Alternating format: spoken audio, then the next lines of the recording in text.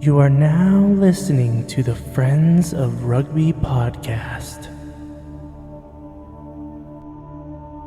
Relax your anus. Balls. Thick thighs. Camille Shat. Where's his neck? Eddie Jones. You're fucked, mate. We're nice now. All right, we're recording. Hello. Are you ready? Yeah, of course I'm ready. Are you sure? Born ready. You got your phone going off. Woke up ready. I'm not texting people. Yeah, during the middle of the podcast. The middle. Don't worry. I was just getting out of my system. But are you prepared? Yeah, I've got You got 6 a little notes. list going on there? Little 6 bullet points. Little 6 We're bullet freewheeling points? today, aren't we? We are freewheeling. I'm excited. We're freewheeling. We're going rogue. Here we are. No schedule. 6 Nations is done. Yeah. First thing I want to talk about is how much rugby sucks. Yeah. You won't believe what rugby has discovered. 9 out of 10 doctors hate how much rugby sucks now. Now that I've learned that rugby hate content gets the most attention. That's what we're going to lean into, isn't it? We need to lead into the hate. Yeah, we do. Yeah, we'll start grifting really hard. Every single thing we talk about, you have to put some sort of hate on it. You do. I'm quite a grumpy man, so I'll be pretty good at this. This is my new phase, my villain era. You ready? You have to practice in our real lives too, just for the podcast. So if you're taking a piss, you got to hate on that piss. Look at this pathetic stream I have. Why is it so yellow? Be more clear. Yeah, so that's the key. If you want more eyes and ears on your shit, you got to hate more. 1 like equals 1 prayer plus 1 hate. Hello, friends. You're listening to the Friends of Rugby. Are we the enemies of rugby today? The enemies. Hello, friends. You're listening to the enemies of rugby. Yeah. All the hate today. I'm ready for some hate. We're just going to bathe in hate. Yeah, I love it. Yeah, it doesn't matter who. Everyone's getting a fucking Everyone's bullet. getting a fucking bullet today. Yeah. All right. Please like and share the podcast. Yeah. Eviscerate that like button, or whatever people say. Yeah. It's weird when you look at our database thing on who listens to the podcast. Yeah. I just never thought that droves of Kiwis would just listen to this podcast. I'm less surprised by that than you. Are you? Well, yeah, that's what they do. They like rugby. I knew there would be a lot of Canadians. Yeah.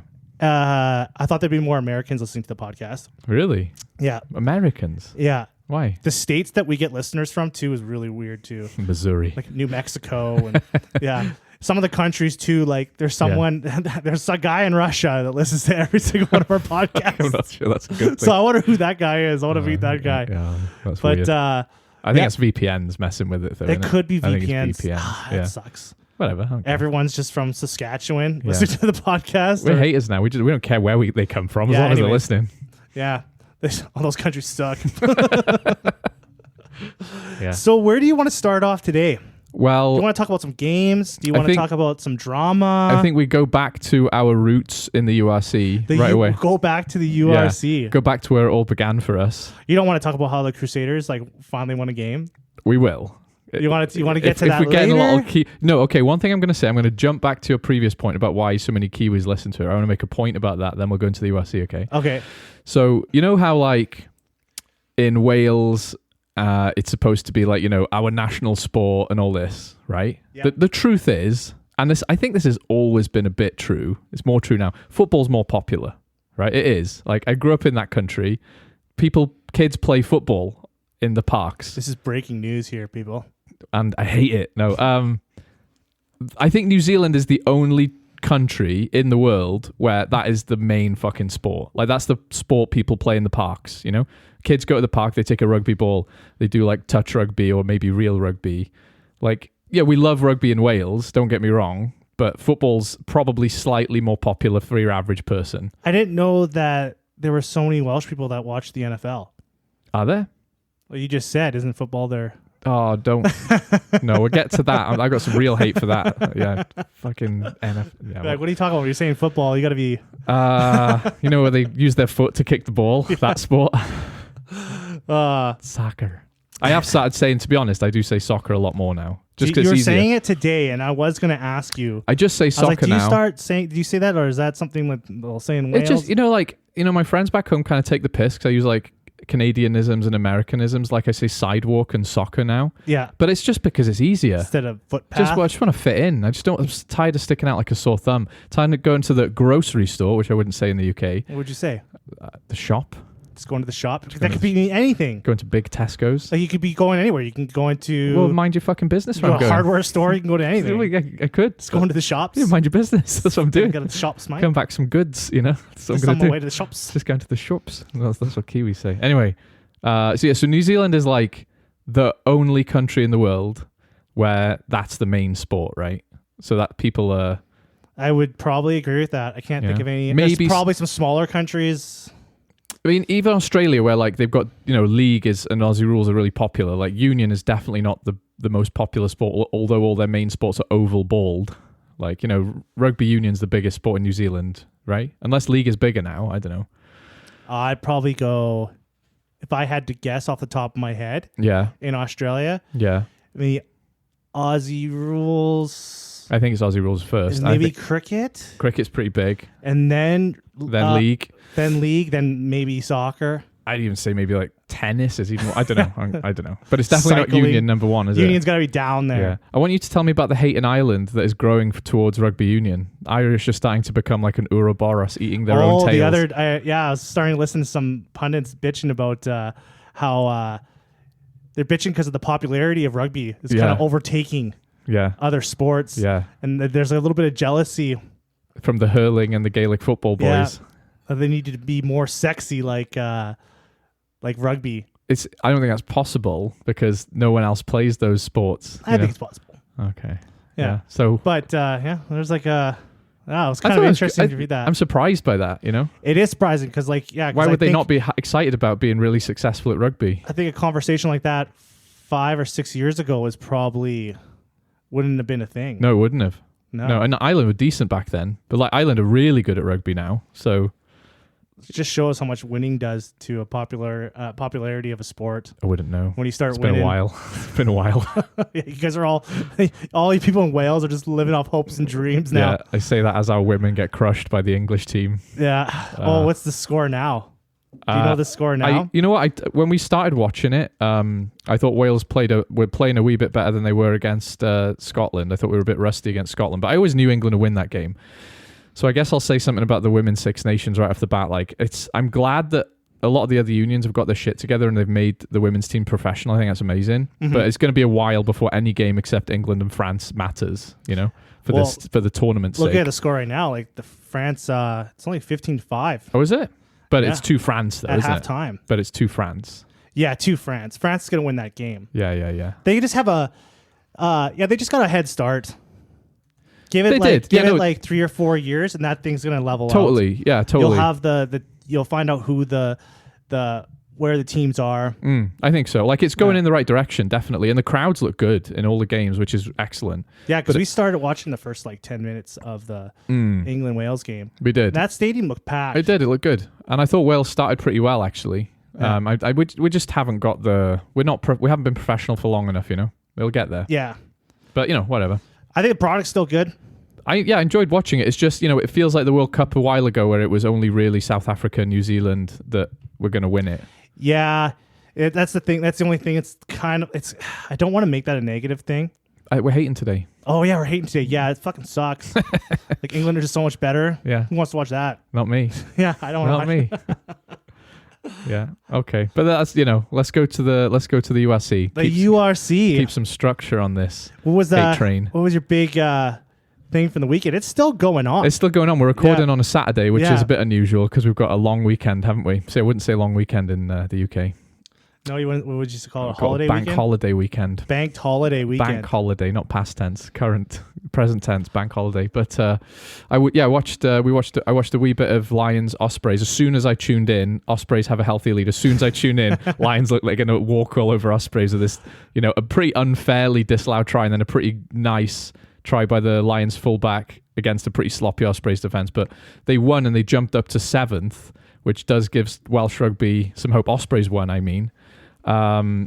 That middle pack in the URC in the table there. That's what we want to talk about. It's pretty competitive. Yeah, because I've been a bit harsh about the URC, saying how the Gallagher, like anyone can beat anyone except maybe Newcastle are not in the run-in.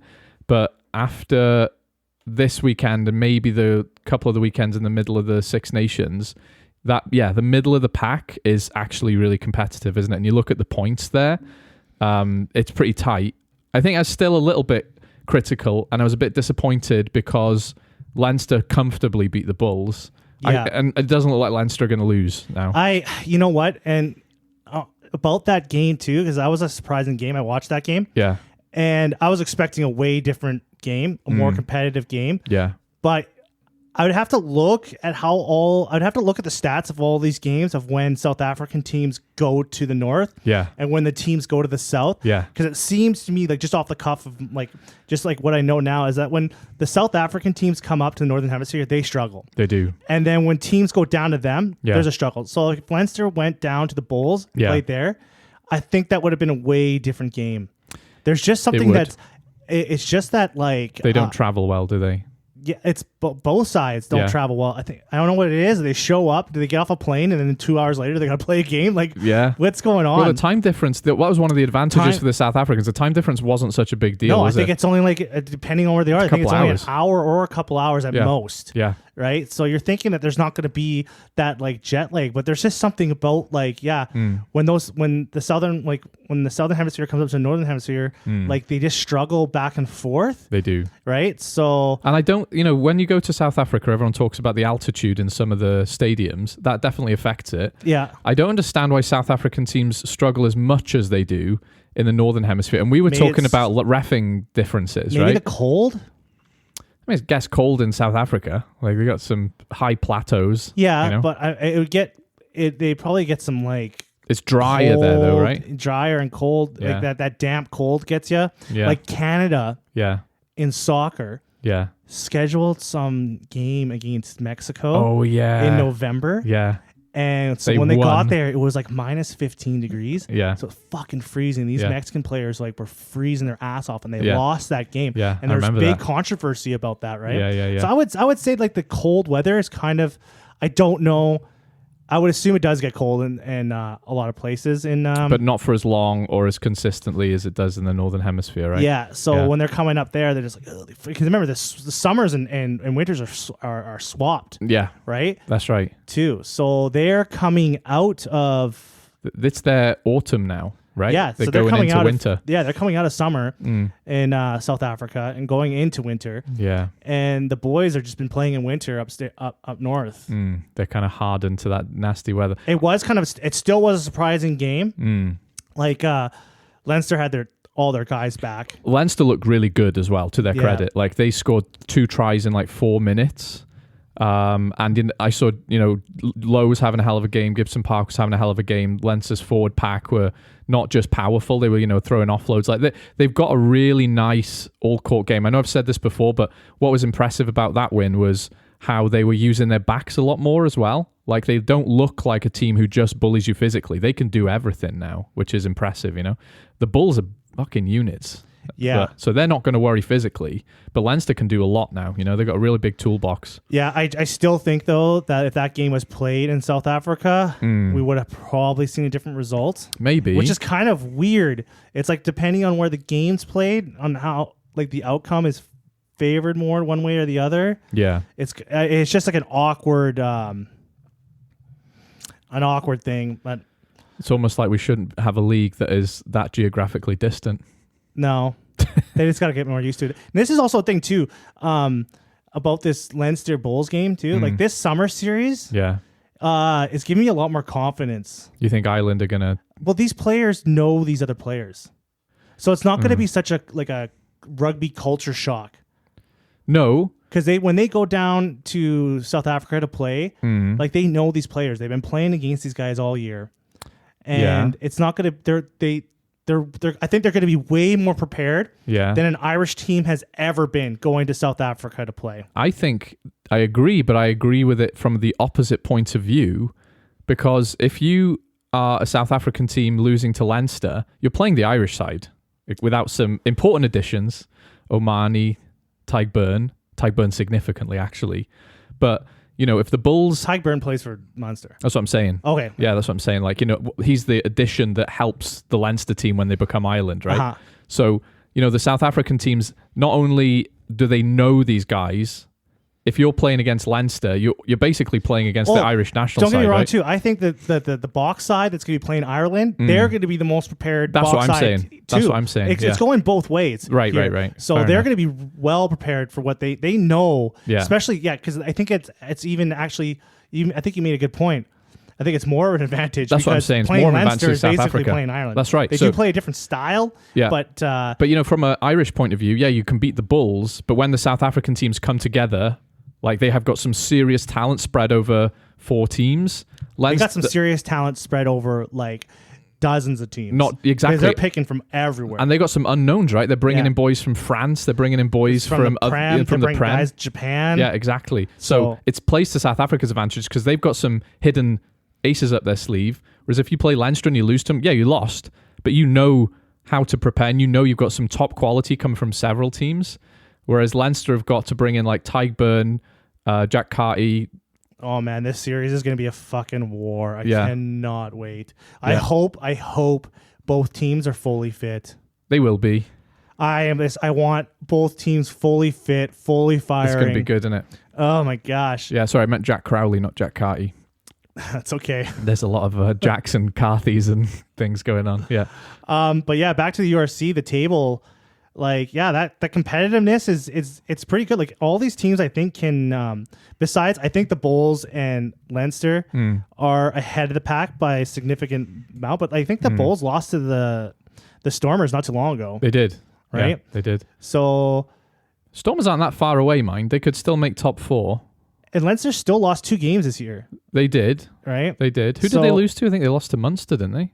I can't remember now. I'd have to go back onto their fixture list. And I know it was early. It was early. Right? It was during, I think it was like just right after the World Cup or something like that. So the internationals were back. Yeah. But looking at the teams in the top 8, like I'm seeing teams that can basically beat each other on their day right now. I disagree. I couldn't see Ospreys or Edinburgh beating Leinster in a knockout game. Couldn't see it.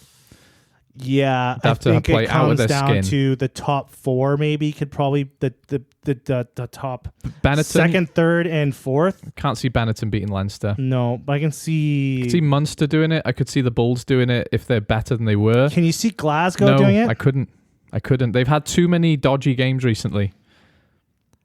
They've had too many kind of in both this and Europe. Like they've had too many games where I'm just not convinced. I can't see Glasgow beating Leinster either. So for me, I'm excited. The middle of the pack is competitive, but but I'm still maintaining that criticism, right? I cannot see anyone Leinster too far ahead because they're basically the Irish national side, right? They're also basically like top 14 money. They are in the URC. Yeah, right. Yeah. So they have like a big financial advantage over basically everyone. Yeah, and that's that sort of. Because some of these teams are actually having some financial troubles. That's what we were talking about, right? How Ulster and Munster are sort of talking about some surprising financial woes in a union that is actually pretty solid. They're doing as best as they can. Like Ireland are the model you're jealous of, right? Like Ireland are the model everyone wants to emulate, and there's still financial problems, which just shows you we're not really over what COVID did to the sport. We're not really over the financial imbalances of trying to compete with the wages of the French league, right? You have to pay guys in the URC and the Gallagher Prem big money. Otherwise, why wouldn't they go to France? Because who's going to France? Sinclair and Lewis Lellam. Yeah, so they're going from the Prem over. 2 significant players from England going to France. Like, unless they you're paying people, they're fucking like France is like convincing players to go over there to play in the 2nd division. A lot of Welsh players go to play in the 2nd division. I'm pretty sure. Who's that English lock who's leaving? He retired. Joe Launchbury? No. Oh, come on. I think he plays for Northampton Saints. Courtney Laws. Courtney Laws. I think he's going to play in the 2nd division. I think he is. Because I think he's going to Reeve or is it one of those teams that's probably going to get promoted, and that's why because George North is going to France because he thinks the team who he's going to are going to get promoted. But like that's how much money is in France right now. Oh, I know, and that's how healthy rugby is over there. Like people like are packing stadiums for the 2nd div, and they're able to like pull over rock stars from other countries there. Yeah. So And if you're someone like Kyle Sinclair going over to play there, you're not going over there for a holiday. They'll tan your hide over there. Yeah. You know what I mean? You play week But in, it's week that out and money. brutal. Yeah. Because I heard with Courtney Laws too, like part of his like contract too was like even school fees for his children Right. to go to like some private school and stuff. And you've got to remember as well, like the conditions for your life are just bad. Like it's a beautiful country with lovely warm weather, with amazing beaches, or you could live in Northampton, which is just a rainy town. I've never been there. So It's a nice town, and I Yeah. like it's got lots of history and culture, but it's not living on a beach, is it? You know what I mean? Like the southwest of France, where rugby's popular, like you get paid a lot more money to go. is that live where there. he's going though? Where is he going? I don't know, but what I'm saying is a lot of the heartland of French rugby is like the southwest and the sort of more south of France, isn't it? Where it's kind of really nice weather. I'm trying to Google it here. We're freewheeling a lot today. Yeah. I don't hate it. Actually, no, I do hate it because I'm hating today. Yeah, you're fuzzy. So Courtney Laws is due in France Friday. He's doing France on Friday. That's weirdly specific. And he is going to Brive. Brive. Yeah. Just So Brive, do you know where mate. Brive is? No. I heard Brive is I think I heard rumors that Brive is not like the most fancy town in France. It's actually in Scotland. It's just- I don't know it goes where to Edinburgh. Yeah. Yeah, so I don't know where it actually is Don't you on the worry. maps. We've got computers right here. Jamie, can you pull it up for us? Hey Jamie, that's what we need. The Jamie. We need someone to Sort of it's sort of no, it's south of France. It's like in the center though. Nah, it's the south. It's like It's middle bottom. yeah, middle bottom, not too close to be. He ain't getting no beach days. Mate. You got to drive, I bet there's vineyards and mountains. probably. It's gonna be beautiful. Probably some beautiful stuff there. Yeah. So URC though. Back to the URC. I think I said all I wanted to say about it. Like, it is nice that the middle's competitive. Dragons scraped himself off the bottom with the bargain bin fixture, Zebra Dragons. We should have watched that game. I watched the highlights. Oh, did you? Yeah, I didn't Because watch the that whole looks game. like a game that that would have been up for. I was out. I would have watched it otherwise. Yeah, that would have been a game. Yeah, that I should have watched actually. Just watch the bottom teams play each other. Yeah, so they're not the lower bookend of the bloody table anymore. Not for long. It could change. Who knows? Anything could happen. You know? Before we move on from the URC too, I want to Yeah. talk about the Tong and Thor rumors with Okay. Leinster. Oh, he's going to Tupou there. Tupou's going to Leinster, is he? Well, it's rumored that Yeah. they're bidding for him. Okay. And I would assume there's a fuckload of top 14 teams that want him too. You'd assume so. He'd Yeah. get looked after a lot better at Leinster, I think. Yeah, I think the healthier lifestyle would be at Leinster. Yeah, he's kind of injury prone as well. Well, he's not having a great Super Rugby season. He might even actually be injured right now. Yeah. But I know he's been struggling this year because I was looking at some like things where people were trying to predict like who's on the radar for the Wallabies. Yeah. And some of the things he wasn't even on. Really? Yeah, so he might be struggling with form. Yeah. But I wouldn't put too much into that. I think Leinster are just looking for cover in the international windows, probably. I don't like this idea. And actually, the Irish media that I've been listening to too, they are not really keen on this idea. I either. wouldn't be if I was a Leinster I just fan. feel like it's someone not needed. Yeah. Like, why do If we your need this- academy's so amazing, like I don't even like RJ Snyman at Munster. playing in Munster or in Leinster. Hmm. I just don't like the idea. Like, you know what? There should be enough guys coming through, And there are. and there are, Yeah, there definitely are. that they should be relying on more. I just Yeah. don't like the idea of him taking minutes away from a player that they should be developing, especially in that position. Like in Yeah. Ireland, the tight head position and the loose head position. We talk about that a lot, don't Yeah, we? How there's or, a gap in quality. You got three guys. Yeah. You got Porter at loose head, Yeah. and after him, quality just drops right off. Mm. And then in tight head, you have Furlong and Yeah. you have Binley Phelan. Finley Phelan. Is it Finley Phelan. Finley Phelan? Fuck. And then I like I know Binley you have Phelan. Ollie Jaeger now starting to get in, but He's he just got injured a big though. injured. He's Yeah. getting surgery. Oh, yeah. So I don't even know if he's going to make it to the summer. Mm. It says it's not too serious, Yeah. but I don't like the idea. No, I get it. I Right? get it. And if like, you let those guys go play France. yeah, Let them take up French spots. yeah. Like, go make money in. Take a risk with some of your academy kids, right? Like that's what you've been doing so well for a while. Yeah, and it's worked. It has worked. It's fucking worked. I think it's more a prestige thing. I think it's showing that they are a world-class team who attract world-class talent. I think sometimes you have to have a marquee player if you're a big dog, just to sort of build your profile a bit, It's kind of also, I find a little bit insulting too, because it's just like kind of waving their money dick around at the URC. Like, look how much money we have. We'll just fucking buy I felt like these that guys. with Munster when they got Dale Ende and Snyman a bit, right? Like their academy is pretty stacked, and you bring in 2 World Cup winning Springboks, and then neither of them played a lot. But, you know what? Irish rugby and Springbok rugby, like Irish and South African rugby, are kind of in bed with each other. oh yeah, There's a lot of mixture and back Yeah. and forth between the two, yeah.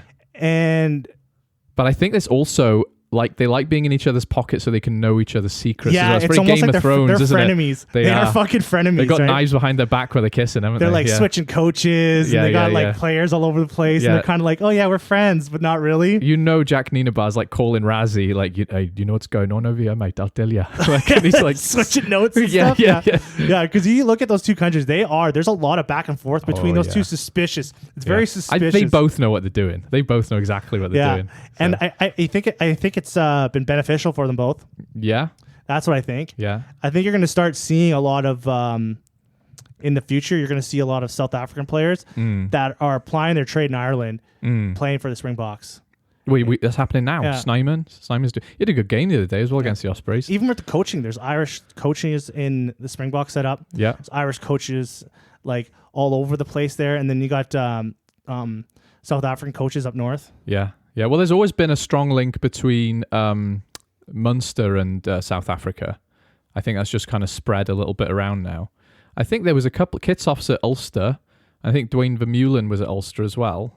Yeah. So it's not like it's not unique. But the South Africans all over the URC and the Gallagher Prem, but the Irish teams can attract It the just Springboks. seems right? like there's more of a friendly kind of relationship there. Oh yeah, but Yeah. you know what they're doing though. You know exactly what It's a frenemy situation. It is 100%. Yeah, and South Africa are used to exporting their players. Ireland don't export their players, do they? And I think we're getting to the stage where they could. They've got enough talent that is it Hirsch at Munster was being looked at by the French. I just can't even believe I can't even think about how much fucking money Leinster is paying to keep that squad together. Yeah, They must be paying those guys like all over the place with different things to keep those players playing there. But players like winning teams though. of course they do. That's what I'm saying. And people always say like, "Oh, Ireland's got this incredible system," and they definitely do. And people always say, "Oh, look how good their academy is," and it definitely is. But they can do that because they've got the money to do it. Right? Academies cost money. Having a big squad costs money, right? But the quality that the Leinster have, I can't even imagine the millions that's going through to keep those players playing there. Yeah, and that's the thing, right? You've got guys who'd happily warm a bench in Leinster than play elsewhere. Yeah. Right? It's so attractive there. It The is so guys attractive, will yeah. waste their career Yeah. losing playing minutes, Yeah. staying in Leinster, Yeah. than playing somewhere else. Look at the Byrne brothers, Byrne brothers and are the Prendergast kid, Yeah, that's a perfect 3 and- top quality 10s. Yeah, and Kieran Frawley. Yeah. You got 4 guys Actually very good 10s, yeah. that are amazing 10s. Yeah. 3 of them Yeah. are like could play for Ireland as 10. Meanwhile, Munster signing Billy Burns. Like, And give you him got- one of your 10s. You got Frawley fucking around at fullback. Yeah. And you got Ross and Harry kind of switching it up Yeah. and whoever's fit and not fit. Yeah. And you got Pendergast, like he's probably the most what's the word? He's getting the worst of it, I think. He is, because in the under 26 nations, he looked incredible. He's losing playing minutes, and he needs to kick on now. Yeah. Right? He needs to get a pro level experience now. And then Ulster's just fucking around giving away their fucking That's what I'm saying. Yeah. what the fuck Share they're the doing? love, Leinster. Nah, we don't need a 10. Yeah. But that's the thing when you look at like Irish fans, and as much as they're unified in the national team, as every country is, there is some animosity between those, what do they call them, provinces? Oh, there is. There Yeah. is. And I'm not really privy to it. Yeah. I love a good sports rivalry. I've made some comments on some things, and then I wasn't expecting the reaction, and it was just like on Reddit or on Facebook or anything. Yeah. And then my comment section's just filled with Irish people fighting each other over like the hate between like Leinster and Munster and Yeah. Ulster and stuff like that. I'm like, Yeah. and I wasn't expecting that outcome. Yeah. From the topic that I like posted Yeah. and stuff, and I was like, holy That's fuck. good though. That's a sign of a healthy Yeah. sports country. You want strong rivalries between your teams, right? Mm-hmm. Whereas like you look at Wales and it's like, I don't want to cheer for the Ospreys, but when they beat the Lions, I'm like, that's good. We needed a Welsh win. But in an ideal situation, I would be rooting for Cardiff every single game, and every single time the Ospreys lost, I'd be like, good, fuck them. But that's not the case because you're kind of cheering for. I'm just cheering for weight. I'm just like fucking table scraps, of joy. Here's the extra potatoes. Oh, thank you. You're just like on the floor in the corner. Just eat this. Tiny morsels of joy. Like, no, but that's a good sign. And so I'm not criticizing it. Do you know what I mean? It's like a good, healthy sign. Like, I want the Munster boys to hate the Leinster boys. I think it's because it's kind of unequal, right? Like, Leinster have so many resources and talent, and the other guys, if you're owned by the union, as a kind of a collective thing going on, you're thinking if you're Munster or someone, you'd be like, just give us one of your fucking tens, like, But you got Jack Crowley, so you're probably happy. So what are we concluding? I think the UFC is like pretty healthy right now. I think it's not as... I think when you see Benetton in 5th place... Yeah. I think it's a healthy league. I think so. Munster, I feel like Munster kind of lucky to be in 4th. They've got a hell of a squad, but they haven't had their best season. They've been up and down. They also... hot and cold, eh? I'm kind of thinking they're going to step up in this... They've done that for the last 2 seasons. The final rounds here. They do that. Because now they started off with like fucking 20 injuries to their squad. That's true. And they're starting to get a lot of those players back now, healthy. Yeah. And so their squad is looking pretty deadly right now. It's a nice looking squad. So I'm kind of excited for the last few. Also, Leinster's because the Championship Cup is back. Yeah. Next weekend. It is. So like Leinster are going to be put to the sword here. Like they're going to have a bunch of challenges coming up. So this is going to put what's his name, Niabar? Yeah. He's going to have to... This is his proving ground right here in the next few games. I think he's proved himself pretty well so far, but the competition in the Champions Cup is sterner, isn't it? Yeah, so this is really going to show how good and how much of an impact he's had on the team coming up in the next couple. Because he's inherited an incredible team, hasn't he? So he needs to show what he can do now. Yeah, you're right. So I think that's going to be a proving ground for him too. So that's going to be interesting in the thing. They're playing Leicester on April 6th. Yeah, I got all the fixtures up here. We go over that at the end. We'll probably make some predictions at the end of this thing for that. So let's get on to some exciting news. What, Crusaders finally getting a win? Sure. That's exciting news. They were good that whole game. They were good that game. Yeah, they were good. I was actually surprised they didn't play. Chiefs didn't. They rested Damian McKenzie, their best player. You idiots. That was kind of disrespectful. It was arrogant. Or you know what? I think it was. You know what? Actually, I take that back because I know they have like resting laws for the guys. Yeah. And I think they gave him like a rest day, and the Crusaders have lost 5 games in a row. Yeah, maybe it's not disrespectful. It's not exactly against the run of play, is it? They've not been impressive. But it is good though, because as much as I think there's probably a lot of Kiwis who aren't Crusaders fans and a lot of people, Australians, Pacific Islanders going, thank fuck the Crusaders aren't winning every game. It is nice to see a team not totally capitulate after losing one coach, Like they've still got quality and depth, So also, I think the Highlanders are kind of like the biggest letdown of this Super Rugby so far. Yeah, they looked good in preseason. Right at the start, they looked good. Yeah, they won a couple of games at the start, didn't they? But they're just a real hot and cold team. There's really no consistency. Kind of shit the bed against the Hurricanes, didn't they? Yeah. Yeah. So, but the Hurricanes are on fire. Yeah, I mean, I think the season is starting to go a bit more like I'd expected now. Like the Kiwi teams are starting to pull ahead a little bit, or I'm starting to see that they will. Like their quality is definitely better than the Australian and the Drua and Moana Pacifica.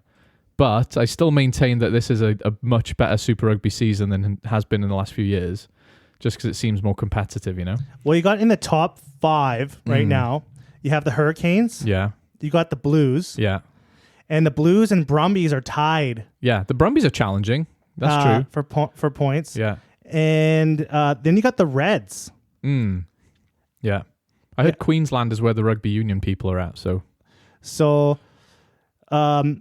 You kind of got a really good competitive mix here.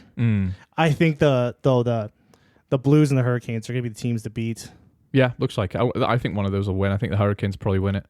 Someone tell me though. I don't know fuck all about Super Rugby, so the Hurricanes are gonna. That's my definite prediction. They're gonna bull rush it. Yeah, I mean I don't know what I'm talking about, so may as well make a wild prediction. Because there's like fuck, I forgot what I was gonna say. But also the Chiefs can be up there too. There been, I don't know. Yesterday was a really shocking form for them. Yeah, but like you said, you're resting your best player. So Yeah, but one player shouldn't make.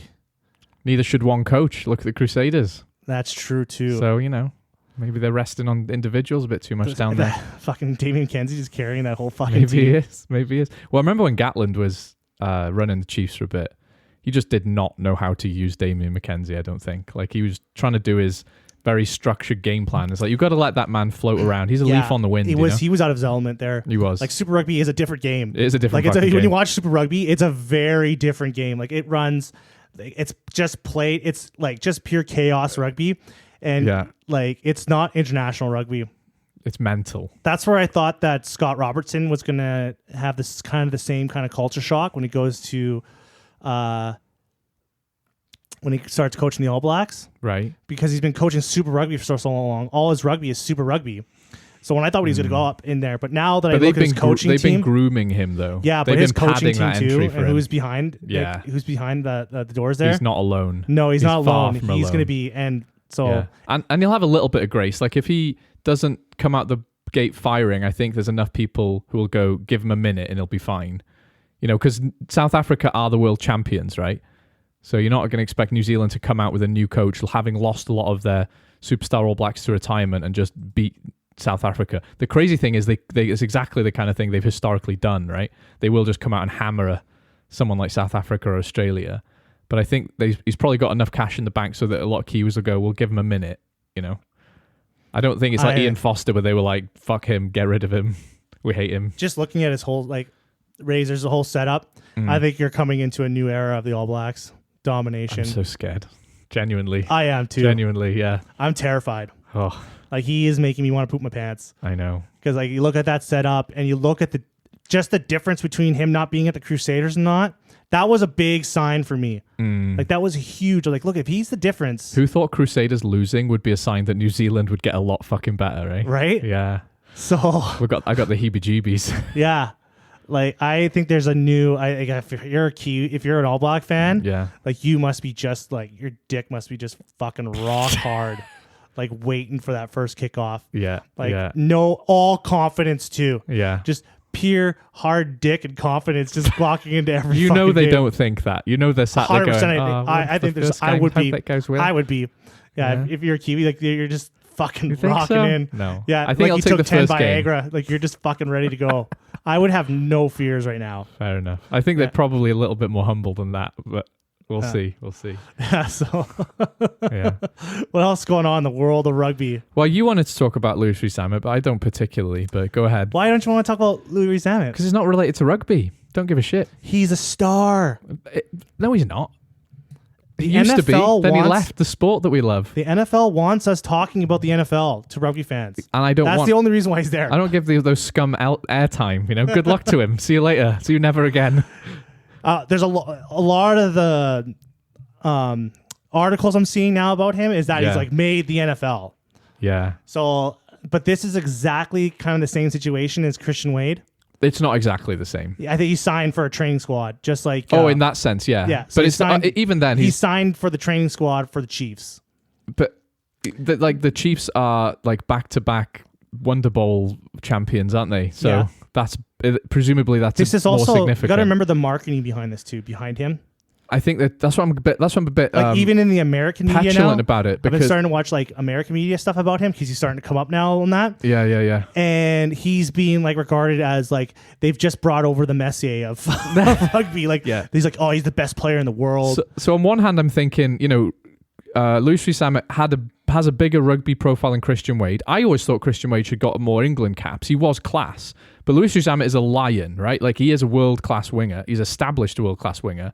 So I think he's probably the first person in that situation he's that high profile going into the NFL. So that's the difference, I think. The other guys who've gone to the NFL, apparently there was some other guy who plays for the Eagles or something who took him a couple of years and he made it and now he's really good. There's a handful of players that have came over from rugby. There is a lot. I believe it, but what I'm saying is his profile is high enough that it deserves a bit of hype, I've no idea about the sport. I know a lot of people are saying he'll never make it, and then other people are going, "Shut up, he's done better than you said he would." I don't know. I don't know the sport. I think you're going to see the same thing that Christian Wade went through. I think he'll play a couple of. I think he'll play a couple of exhibition games. Yeah. but he's not going to be in the final squad. Do you know the crazy thing about Christian Wade was as well? Like, he scored a touchdown with his first ever touch. Yeah. And then they were like, I don't want you. Because you got the That's as good as you could do. Because you got the best of the best. But like, he did the best thing he could have done, and they were still like, yeah, don't worry about someone it. better. That's why. But how do you know they're better if they didn't do that? Because these guys live, breathe football. They got like I don't know. For me, the proof is in the amount pudding. of money that goes into analyzing and profiling a player. Yeah, I know, and their I know, performance. I know. They have these guys down to a T. Yeah, they yeah. know like how fast their fucking middle finger is gonna move. Like they know. I know it's true. Everything about these guys, like the money that goes in, the science that goes in behind, like profiling a player to know if they're good enough. Yeah. Is. Oh, it's to the it's in the billions. Minuscule There's probably details. $1 billion going in, like more than $1 billion going into player analyzing. Do you remember Rocky IV, where they were training Dolph Lundgren in a Soviet laboratory, and it was like measuring every single tiny level? It feels that's the NFL. Ironically, what the Americans are taking the piss out of, they're guilty of, right? It's kind of like that. Like, yeah. So you go on. I've got a thing I want to talk about. Actually, I just remembered. Okay. But you say your thing. So yeah, I think it's very mirroring Christian Wade. I wouldn't get your hypes up too much. I'm not. I don't. Yeah. So I thought him choosing the Chiefs was kind of like, okay, choosing the best team. But did he choose them, or how does it work? I think he went to New York. It makes it sound like he's at a buffet, though. Presumably, he doesn't have that many options. Well, he did. He did. He did. I think he had 5 or 6 options. Oh, fair enough. He went to a few teams that week. Why wouldn't you go to the best team though? I don't know. I think you would want to I don't know. I thought going to the Chiefs was kind of cliche. Cliche. No one's done this before ever. They're like a dynasty team. I don't know. Like it's just. I thought it was kind of cheesy. That would be a no-brainer for me. Yeah, I think a lot of people would be. I guess you're not like a guy that's going to make a difference on the team, where you're like, I'm going to build this team up with. You're making it sound like he's got the world at his fingertips. Even I know enough to know that he's not probably getting in a team. You know, well, he had his world. May as well pick the best one. He had his finger. He had a good option of teams that wanted for him to play. Oh, fair enough. For them, so mostly they want that They want those eyeballs, right? I think so. Right, there's money behind them. If you go. So they want those eyeballs. They want those UK eyeballs, like right on top of. Yeah. Right onto them. So. You picking that up? No. All right, keep going. My dog's howling, but whatever. We'll keep going. So I'm not like. Yeah, I think it's gonna be. He's gonna play a couple games and then he's gonna drift off, and then he'll be back in. He'll be back in the English and the Welsh fold. Back in a Gloucestershire jersey before the year's by out. Christmas. Yeah, like I said, I don't know enough about that. I do get a bit annoyed where people are like absolutely shitting on him, and there's a bunch of people on Reddit going, he's not even got a chance, hope in hell. And some other people are like, can we just go back to talking about rugby? But I do want to say something else. So I was watching a YouTube highlights reel of his because I'm sad. And all of a sudden, all the comments, it's like hundreds of Kansas City Chiefs fans saying really? American things like, this kid is fire, and all these like Americanisms. And I'm like, what is this? You know, like on this little Welsh guy's YouTube channel. It's just blown his channel up. Because he's starting to actually, he's starting to be named and profiled in American media now. Yeah, they called him Irish the other day, so they need to learn some geography first before they start commenting, you know? Yeah, so I've seen like a lot of American YouTubers, podcasts, there's are starting to talk about him now. Yeah. Right? Now that he's like got out of that like development program and he's now signed with a team. So people are starting to and there's like hype. Yeah. Like they think he's going to be a thing. That's mental. So it's not like they're actually the rugby community is actually being way harsher than him. Than the NFL. That's what I thought. They were all really positive. Which I found, they're really they think he's going to be some sort of like. I just thought that was the culture thing, though. They're not a very hateful people, are they? They're very happy and excited generally. When Americans. It comes to football, yeah. What are you talking about? I don't know. I'm gonna tell you something else though, which was a bit of a culture shock for me, right? Yeah. So there was a YouTube video, and it was like some NFL podcast sort of thing, right? And one of the guys says he's a properly jocked white, which we certainly appreciate, right?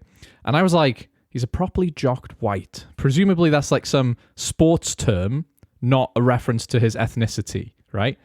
So I was checking out the comments. I was like, surely. It was a straight up like, thank God he's white sort of thing. And I was like, really? And I had a bit of culture shock, and I was like, what the fuck? Do people say that? And apparently they do. Like, so they called him a properly jocked white. And I guess it was not as... Who said this? It was just... And it was pretty mainstream NFL channel, right?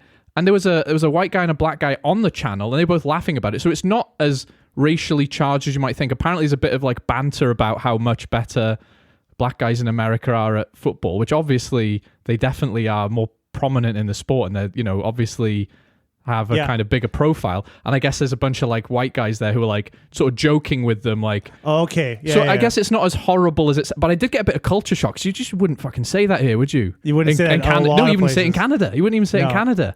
Like, you wouldn't dream of saying that, but they were like having a laugh about, he's a properly jock white guy finally. I was like, what the fuck is this?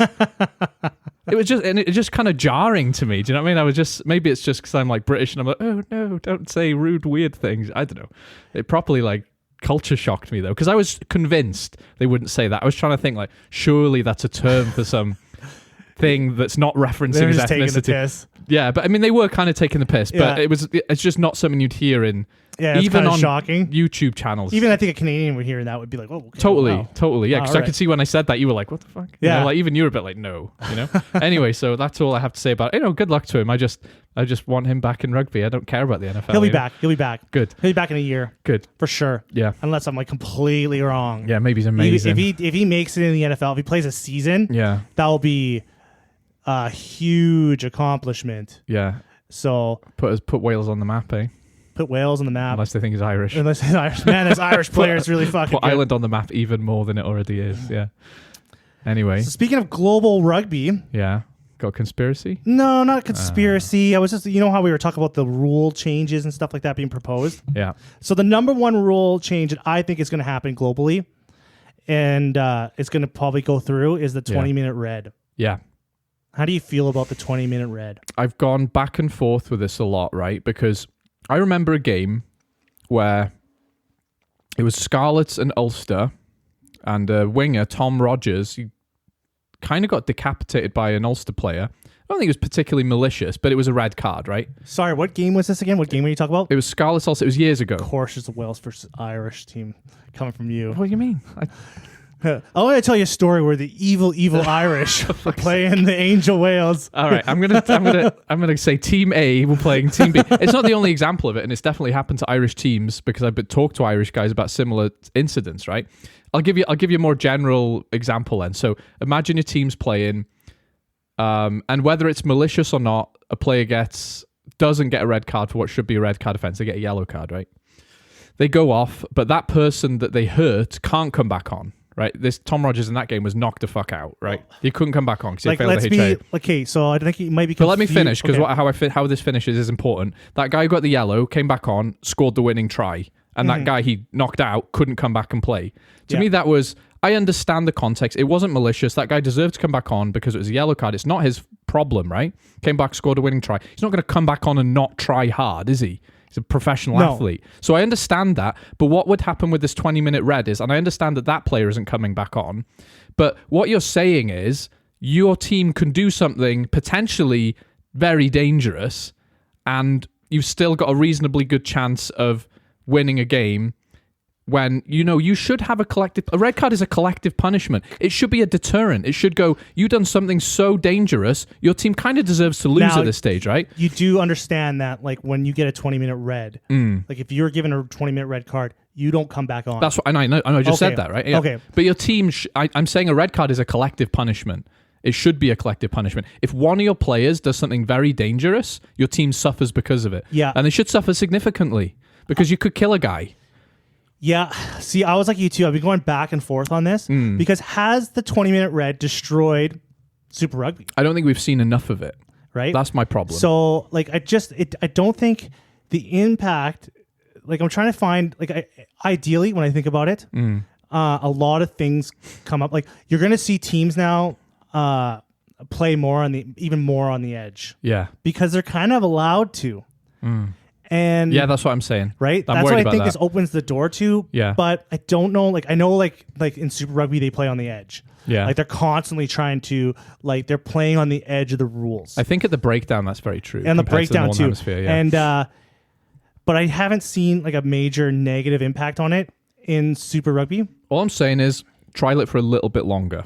Because like you, I am on the fence. I do think there's merit to it. But I think if we're talking about player welfare, that's a big red flag. I think you're going to see what I think, if I'm going to go down like the conspiratory lane, you're going to see the goon come into rugby. Yes. So in hockey, they have a player called, he's like the goon. Yeah. His job is not to score goals, not to stop goals. Yeah. His job is to physically punish or injure like another player. That exists and in he's rugby, a throwaway. He's a throwaway player. So he goes on the ice. His job is to like fuck someone up. Yeah. And if he gets like thrown off, he gets thrown off. Like that's his job.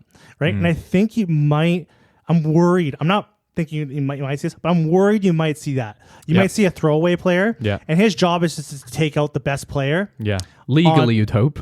Legally, you hope. Yeah. But his job is just to be a fuck around. Because if he gets a 20-minute red, who cares, right? Yeah. Because he's gone, but the other team's best player is gone.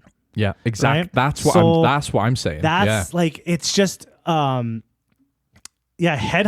Like I think it opens the door for headhunting. Yeah, it does. We haven't seen it yet, right? So we could be completely wrong. No, but like, you go look at DuPont's law, where a smart player can find a loophole, they'll use it, and who can blame them? Yeah. And you're right, like that. You made a good point there. It's that like for like, right? Yeah, I lose that player, and maybe you lose your player to injury, but neither's coming back on. But if that player we know is not the same quality as that player, then why wouldn't you deliberately, or not deliberately, but you wouldn't care as much? Like if it's you're not a playing deterrent, France, is it? take Pont out. Right. Yeah. And you fuck that whole team right up. Yeah, maybe you've got like a second-rate prop, and you think, just fucking hit him hard in the chest. Right? Like, fucking hit him really hard in the chest. Like, if you go off and you don't come back, they've lost DuPont. Yeah, right? I think it leads to, players play more on the edge. Yeah. Because the repercussions aren't as big anymore. Yeah. Which is going to naturally happen. If the punishment is not as bad, you're gonna try to stretch the rules out as much as you can more. Totally. Because now your team's not crippled. Also, though, to say for the 20-minute red, there's been a lot of games that I've watched. Yeah. Where first 5 minutes, bam, red card. Yeah. You've been hyping up this game. Yeah. For months. Yeah. And then the first 5 minutes, it does ruin games. There's a red card. It does ruin games. And like as a fan, yeah. I think as a general fan, if you don't give a fuck about the players at all, their welfare and everything like that, like it saves games from being completely over. It does. Right?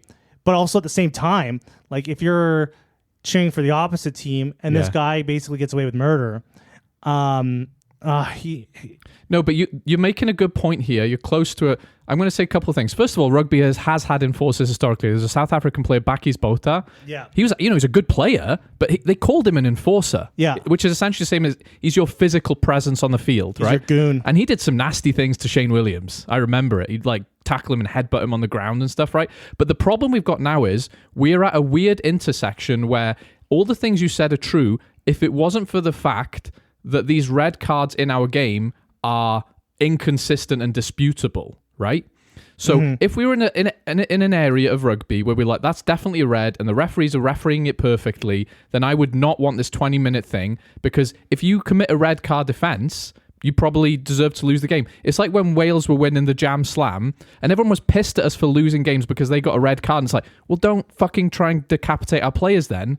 That's your problem, not our problem, right? Yeah, because like right now you can make a good argument that like, yeah, there's a lot of red cards that are questionable. Yes, like, that should be a red card, but it wasn't. Yeah. That shouldn't have been a red card, but it was, right? It's like that Tom Curry one in the World Cup. It was disputable, to be honest. And then right? since there's no consistency in that thing, which there's never going to be. Yeah, there's never going to be consistency because the game is so dynamic. Yeah. Every call is so different. Yeah. You're never going to get that consistency that the fans want. I agree. So that's why I think the 20-minute red is kind of a good compromise. I think so. But what I'm saying with both of those things, with adjusting to these new tackle height rules and the 20-minute red, trial it a little bit more. Everything in rugby with the rule changes seems to happen so fucking fast and so frequently. It's like, let it bed in for a bit at the club level so we can see what works and what doesn't. It's not a good enough sample one season of Super Rugby to go, this works for me. Yeah, because I think it's in its second season, maybe. Yeah. Yes. But do you know what I mean? It's like, I don't think it's a bad idea, but neither do I think the tackle height rules are a bad idea.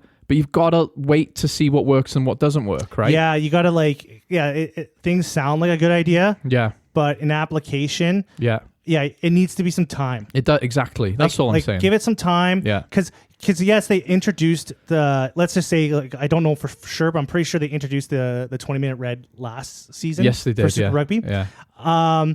Teams need time to figure out how to really navigate that, right? Yeah. Really work with it, really learn how to exploit it. And exactly, you need to allow a smart team to go, let's see how they play with that. Because like with DuPont's law, DuPont realized there's a loophole here and I can exploit it. And without that, we'd still have this ridiculous law where if you just stand still, you're onside. That's bullshit. It's like video games these days, right? They just shoot them out without having enough play testing. Yeah. And then they're like, and then when you have millions of people playing it, like, they figure out all these glitches and shit. Yeah, and stuff. they do like the alpha phase thing, right? Which, isn't a bad idea because you just let a million people have a play around with it and you go, oh, that's broken. Yeah. So, but it is messed up as well because neither do you want to be playing with people's health, right? If we're saying player safety is paramount, then, you do have to sort of immediately go, we're doing this for the benefit of the game. So the 20-minute red, the negatives of it are related to player welfare, so you should trial it a wee bit more before you bring it in at a national level. Yeah, you really want to see you want to see who really like exploits that thing. Yeah. And see if that even happens. I think we agree then, more team. I think we're on the same page at the end of the day. Kind of on the same page. I think so, because like I think I'm not totally opposed to a 20-minute red, am I. but I'm not totally for it either. Yeah, me too. I'm on the fence. I want to see more of it before I make my mind up, right? Yeah, I'm bisexual when it comes to the 20-minute red card. Yeah, I was pretty cis white male straight when it came to the bunker, but when it comes to that, yeah. Plus, you can't make everyone happy. No. You cannot make everyone happy. So you bring in one thing and you're going to make a bunch of people mad. You bring in another thing, you're never going to fix this game. Yeah. It's always going to be like this Wild West shit. Yeah. Especially the calls and the refs. They're always just so like random. And what's wrong? Why are you so happy? You're just smirking over there. I'm just thinking about it. Thinking about what?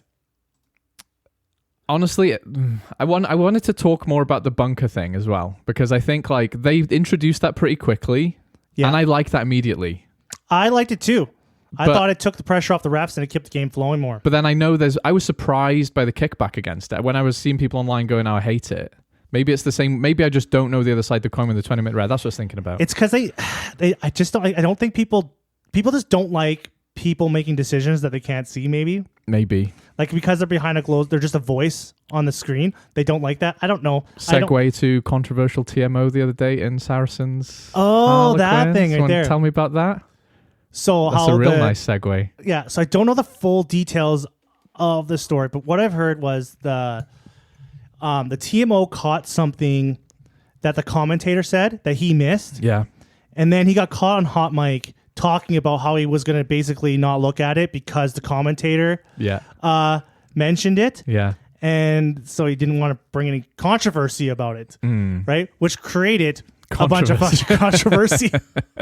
Yeah, that's the state rugby's in. So when I heard TMO. When I first heard the story, I didn't know the full details. All I heard was a TMO was caught on the mic saying, "Oh, I'm not going to look at that." Blah blah blah. And I thought that was suspicious. But when I read the whole story, I was like, "Okay, there's really not much here." Like the guy was trying to make the best decision at the time, right? He's a guy; it's his job. People fuck up at their job. He missed that call. He didn't want to make it look suspicious. I bet just probably some time. And it wasn't a close game at that stage either. Yeah. So I don't think there was much controversy that the media made out of it. Yeah. Because fuck, he just didn't want to make a thing of it. Maybe he's saying, I don't want to let the commentator influence my decision. Then why is he listening to the commentator? That's what people are arguing about, right? They're saying they shouldn't be. Yeah, but I would assume they're going to listen to the commentator for those extra eyes. I thought so as well. You've got an ex-rugby professional who's talking about the game and will say things you might miss. Why wouldn't you listen to him? Yeah, so information is key. We have to trust people as well. Yeah, you want an unbiased environment, but at some point you have to just trust your professionals to go, you have all these different sources of information. We believe that you won't be affected by them in a biased way, right? Yeah, I think these people are just worried about how they think the game is too analyzed. There's just too many people. Well, stop introducing new fucking rules then, Yeah. They're not even and the problem is too, is they're not even enforcing some rules that they already have. Exactly. If you're the rules are all over the place and they want to bring in new ones, but they're not even enforcing other ones that they want to enforce. That's why that DuPont law thing was a good thing, because what they didn't change the rule, they just got rid of it. Yeah. Right? Less rules is good, So Yeah, I thought there wasn't much to. I thought that the Storm guy. in a teacup. I think that guy just kind of panicked and made a decision. Yeah. And it kind of went against him a little bit. And we've got to forgive human beings every now and again, don't we? Yeah. Actually, no. Fuck him. We're hating Oh, today. wait. Yeah. Okay, fuck TMOs. TMOs. forever. All Fuck of them. those guys. Yeah. I agree. Yeah. Fuck them. You should just burn them at the stake. Just do a bunch of TMOs. What did we do wrong? Which? They're called laws, not rules. So next weekend, We're going to look at the Champions Cup to finish. we are going to look at the Champions Cup All right. because it's back. Back to familiar territory. Yeah. Let's take some predictions. Harlequins, Glasgow Warriors, Friday afternoon or night, wherever you are. Yeah. At the Stoop. At the Stoop. How do you think this game's going to go? Quins looked good today against Bath. Quins look good. Until Bath came back. I'm like, how do you not defend that lead? I think Glasgow have been a bit ropey. I thought Marcus Smith is looking good. Yep. I think Quins win that game.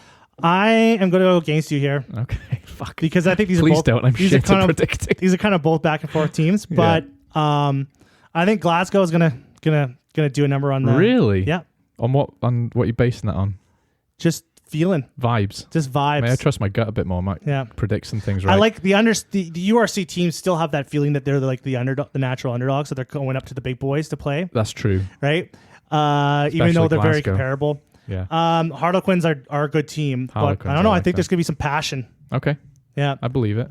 But I'm sticking with Harlequins. Oh my gosh, it is Leon versus the Bulls. Well, I hope that Bulls getting trashed by Leinster wasn't them all the time, because I thought Bulls were like, potential winners of this competition. Bulls are playing at home, I think. Yes. So I'm going to go Bulls, because you don't bet against South African teams in South Africa. Ooh. Oh man. They've got to prove me right here, because they've been a little bit. They look ropey against Leinster. So you're going. You're making some big calls here. Am I? I think Leon's a pretty good team. Leon are a pretty good team, but like I said, you don't bet against South Africans in South Africa. The altitude, it matters. Yeah, I'm gonna go Bulls too. Okay. Yeah, I thought you would. Yeah, Leon's a big team too. No, they're good, man. They're Right? really class team. Yeah. They've been kind of like 50-50, though. Yeah. Like I still think they're good, but yeah. Yeah, okay. I think I'm with you with this. The Bulls. Yeah. These are Well, knockout games now as well. Yeah, these are knockout games. Yeah. Exeter Bath. Exeter at home, I think. With Bath. Yeah, Exeter all day. Bath are too inconsistent for me. Yeah, I think Exeter. Finn Russell's made Bath a better team, but they're still not a knockout games team. Oh, that's gonna be a good game though. I want to watch that one. Oh. Yeah. Stormers La Rochelle. Oh, La Rochelle. I'm going. Stormers haven't done enough. I think, no, Stormers are at home. So maybe by my own logic, I should go with Stormers. And La Rochelle haven't been as impressive as they were last year. No. So, I'm going to go Stormers. I am going to go. Oh, my gosh. Fuck. These are two big teams. They are. Ronan O'Gara has lost a shade of his competitiveness as well. I'm going Stormers. I'm going to say La Rochelle. Okay. I think they're going to come in. Yeah. I think they're gonna do so with Stormers. That's my hardest call so far, to be fair. So I wouldn't be surprised if La Rochelle can win that. Saracens, Bordeaux. Bordeaux have been very good. Saracens, though, look like they're back to form. Am I saying that based on... This is going to be in France. Yeah, I'm going to go Bordeaux, actually. I'm going to go Bordeaux. Fuck, this is a tight game. God damn. That is a hard call, though. I'm purely home advantage for that one. I'm going to go Bordeaux. Yeah. Bordeaux boys. Yeah. Leinster, Leicester. The battle of the Lays. Yeah. Leinster, they're at home. Leinster have won all of their games except 2 in the URC, so... They've been kind of... They lost the last game they played against Leicester. No, they didn't. Yeah. No, they didn't. No, I'm pretty sure they did. No, they didn't. I'm pretty sure they did. Fucking hell. I think they lost. Or no, was that? No, I'm thinking Munster, Northampton. Yeah, you are. Yeah, Leinster 4 wins, 0 losses in the Yeah, Champions okay, Cup. yeah. I'm thinking Munster, Northampton. Yeah, scared me there. Sorry. No, it's okay. No, Leinster. Yeah, Leinster are going to fucking pump Leinster them. will At home? win. Yeah, definitely. That's actually one of my easier calls. I think. They might even rest. I bet you Leicester are going to rest players. They're not going to send a whole team out. They're not going to send their Well, it's a A-class. knockout game, though. Yeah, but they're probably more concerned about the Prem now. Mm. They're probably like, holy fuck, we're going to play Leinster. Yeah. Yeah. Yeah, fair enough. Risk like I think Northampton are winning the Gallagher Prem, so Leicester need to come out. Yeah, Leinster, man. Leinster. Yeah, Leinster for sure. They're just too good. Northampton Saints Now, versus this Munster. game I want to watch. This is going to be... This is the fucking main event. This is. Yes. Sunday, 5:30 a.m. for fuck's sake. Thank you, Canada. Sunday at 5:30 a.m. Fucking hell. We could watch both these games and then we can pod Can we afterwards. please watch them recorded? We can't. Please. No way. I'm gonna be at your house at 5:30 a.m. Fuck's sake. You probably will as well. 5:30. I'm just gonna rough come too. At 5 o'clock, Mate, I'll be here The doors are locked. and I'll be drinking. Rocky, my boy, will wake you up with his barking. Fuck's sake. Oh, But hell of a man. game. This game, if you would have asked me before the Six Nations, Yeah, right. The narratives have I would have said changed. Northampton. Oh. But Munster have had a lot of players come back. Guys are getting healthy. Their team looks good. It does look good. But you know what? Northampton's team also looks good, and they've got a better winning record. And it's in Northampton. It's in Northampton too, but Munster...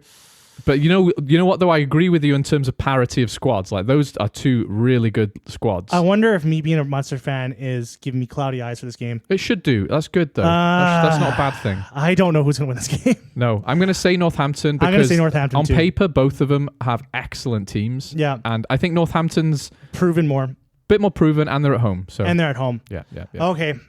Northampton. I'm going Northampton. All right, swayed you. I think the next game's kind of easier to call, though. Toulouse and Racing 92, yeah. Yeah, I think so too. Toulouse, right? Oh, man. Toulouse are going to... Oh, man. These teams are like... I'm just looking at the top 14 table. And It's they're like, wacky, isn't it? they're like right beside each other. It's wacky. It changes. They're only separated by 4 points. I still say Toulouse just because I think okay, I'll be perfectly honest. I don't know enough about the French Duplan's league back, to call this. isn't He is back. Yeah. And Toulouse don't they have Blair Kinghorn, who's been playing real well for them as Yeah. well? I mean, they obviously have a lot of excellent French players. Isn't Entomac back? He's coming back. He's close. I saw an article that he's going to be gearing up to make a comeback. Yeah. So If he plays, I mean, he's obviously going to be a bit undercooked. He's been out for a bloody year, isn't he? mhm. He's only 24. Wow. Anyway, I'm going to say Toulouse. I'll be honest, though, I don't know enough about French rugby to be very confident about that prediction. Well, Toulouse is a team of fucking rock stars. It is. What No, they're Racing amazing. 92 also is too. Yeah, I mean, Racing have spent some money. So, yeah, I'm gonna go Toulouse. I think Toulouse Yeah. might be. I'm pretty like right now. If I have to call this too, Mm-hmm. I would say that Toulouse are gonna win the Champions Cup Wow. because they are. They are the top. They're the same as Leinster, 4 wins, 0 losses. So I'm going to tell you something interesting. Leinster, Northampton, and Toulouse have not lost a Champions Cup game. And they're all the top of their groups. So if you're betting against them, I think you're betting against the run of play a bit. You know what I mean? The Bulls lost the game. Yeah, the Bulls have lost a game. Yeah, everyone in Pool 1 has lost at least one game. Bordeaux, Bulls, Lyon, Saracens, Connacht, and Bristol. Oh, I can't wait to watch these games this weekend. That's going to be a hell of a... Do you know what I like? You know, it's spring, the sun comes out. I remember like back home, like you go to the sun's pub gonna and the be out. sun's out and it's like the Champions Cup knockouts happening. It's going to be 5 a.m. The sun's going to Fucking be hell. out, and then I'm going to be knocking on your door. I'm recording it. You can wait outside the fucking window. I'll maybe compromise at 6. Sunday, though. Fuck's sake. Canada. Well, that was a fucking Wild West podcast. We had a man. little trip down dark alleys there, didn't we? Yeah, we went all over the board. Freewheeling, yeah. Rugby's a big sport. A lot to talk about. Well, I'm sad that we dedicated about 10% of that to the fecking NFL, but whatever. The feckin' NFL. Yeah. Well, friends, Fucking if you have turn-based any... rugby. Sorry, I'm not finished. Oh, I'm Sorry, doing the Steve. email shit here. It's all right. Sorry. Well, friends, if you have any questions, you can email us at thefriendsofrugbypod@gmail.com. Other people don't say that. Like, other people say, like us on the things. Like us. Do we do that? Like and share. Like and share our podcast. Yes, please. What, you don't like the email at the end? No, I like it. It's just not. You sound like a boomer. All right, I'm ending this Fax podcast. us at 20345. Have a good one. Bye.